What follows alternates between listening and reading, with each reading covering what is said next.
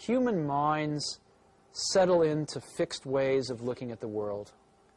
And that's always been true, and it's probably always going to be true. And I think, I've always felt that death is the greatest invention of life. I'm sure that life evolved without death at first, and found that without death, life didn't work very well, because it didn't make room for the young who didn't know how the world was 50 years ago, who didn't know how the world was 20 years ago, but who saw it as it is today without any preconceptions, and saw and dreamed how it could be based on that, who were not satisfied based on the accomplishments of the last 30 years, but who were dissatisfied because the current state didn't live up to their ideals. Without death, there would be very little progress. And so one of the things that happens in organizations as well as in people is they settle into ways of looking at the world and become satisfied with those. And the world changes and keeps evolving, and new potential arises, but these people that are settled in don't see it.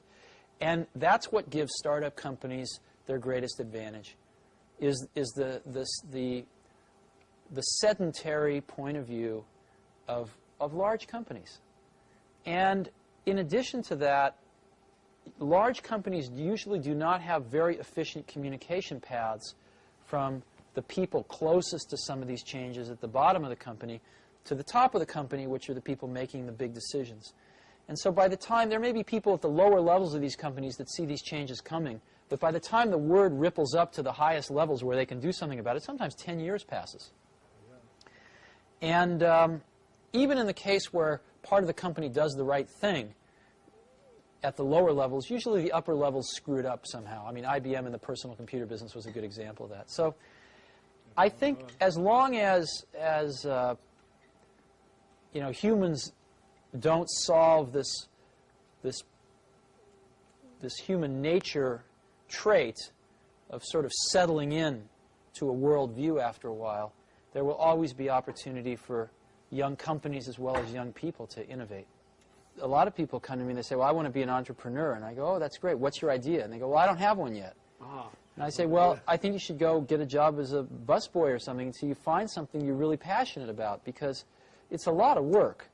And I'm convinced that about half of what separates the successful entrepreneurs from the non-successful ones is pure perseverance. It is so hard. You pour so much of your life into this thing. There are such rough moments in time that most people give up.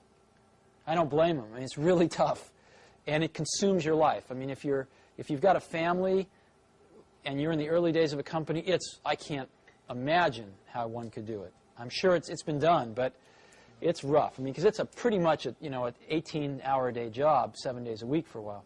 So unless you have a lot of passion about this, you're going to not survive. You're going to give it up. So you got to have an idea, or a problem, or a wrong that you want to right that you're passionate about. Otherwise, you're not going to have the perseverance to stick it through. And I think that's half the battle right there. Somebody once told me, they said, live each day as if it will be your last, and one day you'll certainly be right. And I do that. And I really, you never know when you're going to go. But you are going to go pretty soon. And if you're going to leave anything behind, it's going to be, your kids, a few friends, and your work, right? So that's what I tend to worry about.